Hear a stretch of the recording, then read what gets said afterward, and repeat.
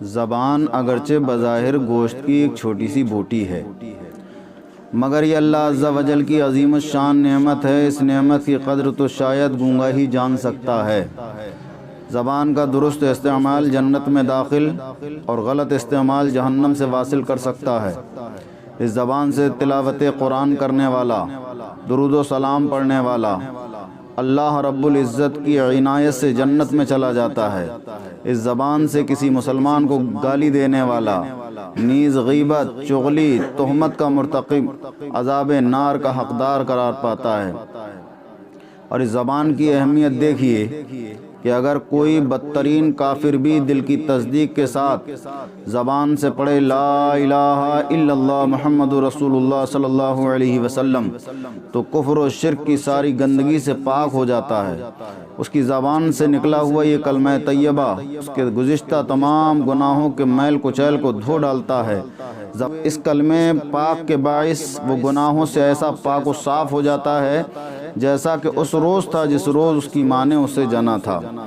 غریبوں کے غم گسار، بے کسوں کے دل کے قرار، صلی اللہ تعالی علیہ وسلم نے فرمایا، بندہ کبھی بلا ارادہ اللہ تعالیٰ کی خوشنودی کی بات کہہ دیتا ہے جس سے اللہ تعالیٰ اس کے درجے بلند کرتا ہے، اور بندہ کبھی بے سوچے سمجھے اللہ تعالیٰ کی ناراضگی کی بات کہہ دیتا ہے جس سے اللہ تعالیٰ ناراض ہو جاتا ہے۔ اس لیے آدمی کو اپنا احتساب کرنا چاہیے کہ میں کیسا ہوں۔ اپنے دل سے پوچھئے، اگر آپ کسی کو برے لفظوں میں یاد کریں گے تو کوئی آپ کو بھی برے لفظوں میں یاد کر رہا ہوگا۔ اگر آپ کسی کی غیبت کریں گے تو کوئی آپ کی بھی غیبت کر رہا ہوگا۔ اگر آپ کسی کی چغلی لگائیں گے تو کوئی آپ کی بھی چغلی کر رہا ہوگا۔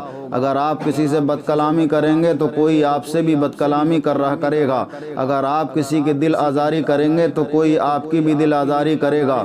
ذرا جھانکیے اپنے گریوان میں، اگر آپ کی کسی کی مذاق اڑائیں گے تو کوئی آپ کا بھی مذاق اڑائے گا۔ حضرت سیدنا عبداللہ ابن عباس رضی اللہ تعالیٰ عنہ کا فرمان ہے، جب تو کسی کے عیوب بیان کرنے کا ارادہ کرے تو اپنے عیبوں کو یاد کر لیا کر۔ دوسروں کو عیب دیکھنے سے پہلے اپنے گریوان میں جھانک کر دیکھ لیا کر کہ آیا میرے اندر کتنی ساری خرابیاں ہیں، میرے اندر کتنی ساری مکاریاں ہیں، عیاریاں ہیں۔ جو آدمی دوسرے کو دیکھنے سے پہلے اپنے آپ کو دیکھے گا، بہت سارے گناہوں سے وہ بچ کر اپنی زندگی گزارنے والا ہو جائے گا۔ سنن ابن ماجہ میں ہے، نبی رحمت شفیع امت صلی اللہ علیہ وسلم نے کعبہ معظمہ کو مخاطب کر کے ارشاد فرمایا، مومن کی حرمت اس سے زیادہ ہے۔ ابن ماجہ شریف کی حدیث شریف کا مفہوم ہے، اے اہل دل، کہاں گئی وہ مومن کی حرمت، کہاں گئی وہ مومن کی عزت، کہاں گئی وہ مومن کی رفعت، کہاں گئی وہ مومن کی قدر، کہاں گئی وہ محبت کی فراوانی، کہاں گئی وہ اخوت کی جہانگیری۔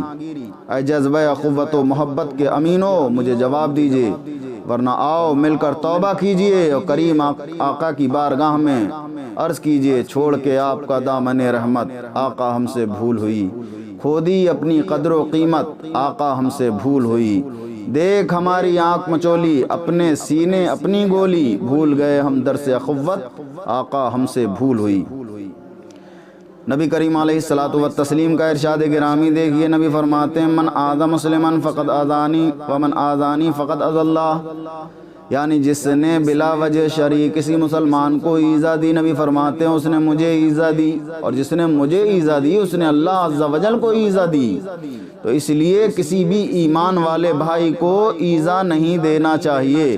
اور وہ جو لوگ اپنے ایمان والے بھائیوں کو ایذا دینے والے کام کرتے ہیں، وہ ذرا کان کھولیں اور توجہ سے سنیں اللہ کا ارشاد گرامی کیا ہے۔ اللہ فرماتا ہے، ان الذین یؤذون اللہ ورسولہ لعنہم اللہ فی الدنیا والآخرہ واعد لہم عذابا مہینا۔ بے شک جو ایذا دیتے ہیں اللہ اور اس کے رسول کو، ان پر اللہ کی لعنت ہے دنیا و آخرت میں، اور اللہ نے ان کے لیے ذلت کا عذاب تیار کر رکھا ہے، ذلت کا عذاب تیار کر رکھا ہے۔ اور یہ کتنا بڑا گناہ ہے آدمی کو ایمان والے کو ایذا دینا۔ محب الفقراء والمساکین، مراد المشتاقین، محمد عربی صلی اللہ تعالی علیہ وسلم نے صحابہ کرام اور رضوان اللہ تعالی علیہم اجمعین سے فرمایا کہ تم جانتے ہو کہ اللہ عز و جل کے نزدیک سود سے بڑا گناہ کون سا ہے؟ صحابہ کرام نے عرض کی واللہ ورسولہ اعلم، اللہ عز و جل اور اس کا رسول بہتر جانتے ہیں۔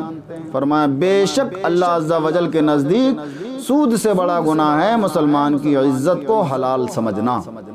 پھر رسول اکرم صلی اللہ تعالیٰ علیہ وسلم نے یہ آیت کریمہ پڑھی والذین یؤذون المؤمنین والمؤمنات بغیر ما اکتسبوا فقد احتملوا بہتانا واثما مبینا۔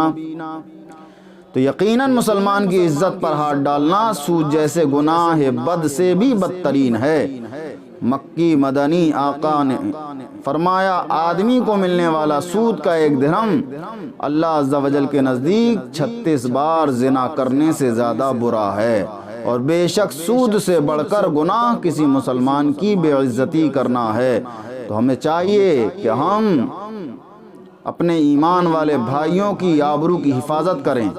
جب بھی کبھی ایمان والے بھائی کو دیکھیں تو ہم اس کے اندر خامیاں، اس کے اندر عیب تلاش نہ کریں بلکہ اس کی اچھائیوں پہ نظر ڈالیں۔ حضرت سیدنا مالک بن دینار رحمۃ اللہ تعالیٰ علیہ فرماتے ہیں حضرت سیدنا عیسیٰ علی نبینا علیہ السلام ایک مرے ہوئے کتے کے پاس سے گزرے۔ حواریوں نے عرض کی یہ کتا کس قدر بدبودار ہے۔ حضرت سیدنا عیسیٰ علی نبینا علیہ السلام نے فرمایا اس کے دانت کتنے سفید ہیں، سبحان اللہ۔ گویا آپ علی نبینا علیہ السلام نے ان کو مردار کتے کی غیبت سے بھی منع فرمایا اور ان کو خبردار کیا کہ بے زبان جانوروں کو بھی خوبی کا ہی ذکر کرنا چاہیے۔ تو مسلمانوں کی آبرو کی حفاظت ہمیں کرنا چاہیے۔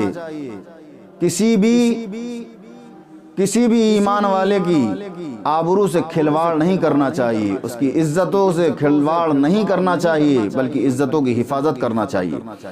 اور جو اپنے ایمان والے بھائی کی عزت کی حفاظت کرے گا تو اس کے تعلق سے حدیث پاک ہے، ترمذی شریف کے اندر یہ حدیث پاک بیان کی گئی ہے۔ عن ابی الدرداء عن النبی صلی اللہ علیہ وسلم قال من عرض اخیہ رد اللہ عن وجہہ النار یوم القیامہ۔ حضرت ابو الدرداء رضی اللہ تعالیٰ عنہ بیان کرتے ہیں کہ نبی کریم علیہ السلام نے ارشاد فرمایا جس شخص نے اپنے بھائی کی عزت سے تہمت کو دور کیا قیامت کے دن اللہ تعالیٰ اس کے چہرے سے آگ کو دور فرما دے گا۔ اور ایک دوسری حدیث میں حضرت انس رضی اللہ تعالیٰ عنہ سے مروی اللہ کے نبی کریم علیہ السلام نے ارشاد فرمایا جس نے دنیا میں اپنے بھائی کی عزت کی حفاظت کی اللہ عز و جل قیامت کے دن ایک فرشتہ بھیجے گا جو جہنم سے اس کی حفاظت فرمائے گا۔ ان حدیث کریمہ کے ذریعے ہمیں یہ درس مل گیا کہ ہمیں اپنے ایمان والے بھائی کی عزتوں کی حفاظت کرنا چاہیے اور ان کے عیبوں کی تلاش میں نہیں لگنا چاہیے بلکہ ان کی خوبیوں کو دیکھنا چاہیے، ان کی اچھائیوں کو دیکھنا چاہیے۔ اور اگر کسی دوسرے کے عیبوں پر اگر نگاہ ڈالنے کی بات آئے تو اپنے گریبان میں پہلے جھانک کر دیکھنا چاہیے کہ جس کے تعلق سے ہم یہ بات بول رہے ہیں کہیں ایسا تو نہیں وہ خرابی ہمارے اندر موجود ہو۔ اللہ تعالی ہمیں اس پر عمل کی توفیق عطا فرمائے۔